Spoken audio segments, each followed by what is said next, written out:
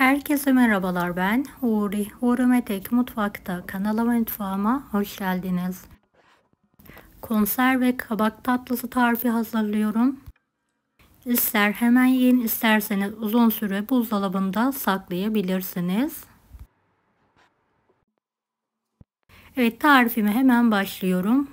Şöyle yarım büyük kabağımı soydum, yıkadım ve geniş bir tencerenin içine alıyorum.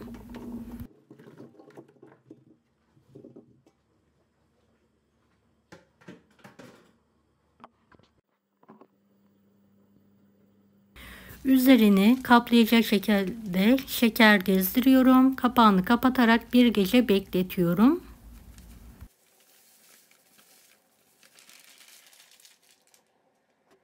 Beni hangi ülkeden veya şehirden izliyorsunuz merak ediyorum. Yoruma yazarsanız sevinirim.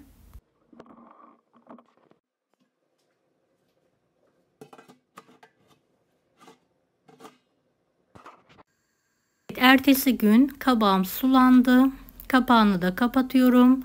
Ocağın orta gözünde yüksek ateşte kaynatmaya bırakıyorum.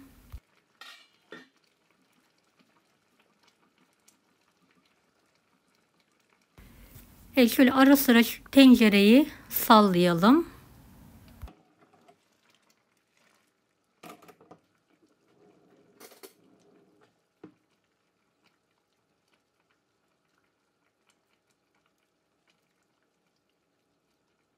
Şerbetini üzerine gezdirebilirsiniz.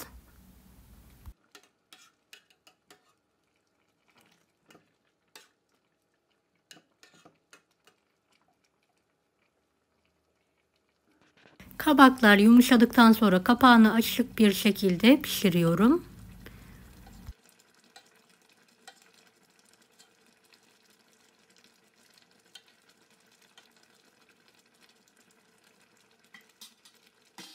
Kabaklarım pişti.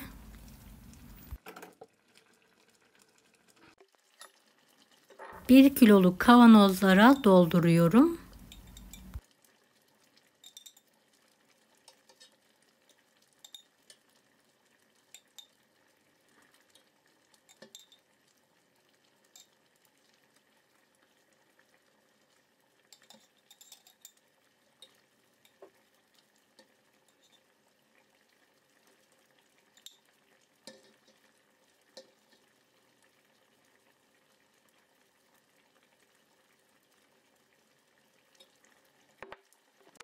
Üzerine de şerbetinden gezdiriyorum. Kapağını 2 geri 1 ileri tekniğiyle sıkıca kapatıyorum.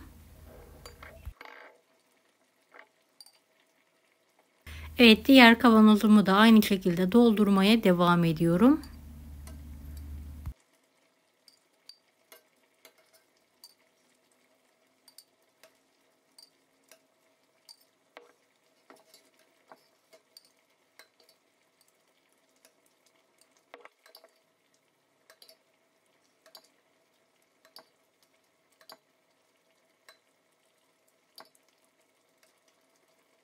Dilerseniz daha küçük kavanozlara da hazırlayabilirsiniz.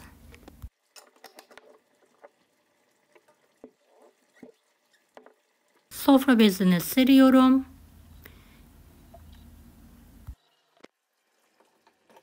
Evet, kalan kabağımı da borcama alıyorum.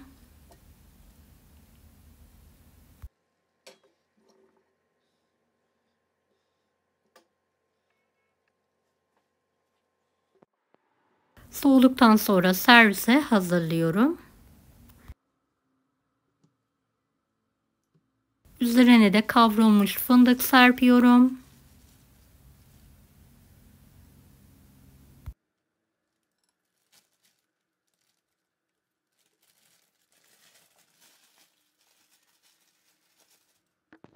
Evet, borcamdaki kalanını da üzerine kapatarak buzdolabına alıyorum.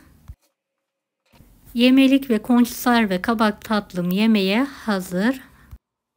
Deneyecek olan herkese şimdiden kolaylıklar dilerim. Kanalıma ücretsiz abone olmayı unutmayın. Bir dahaki videolarda görüşmek üzere. Allah'a emanet olun. Hoşça kalın.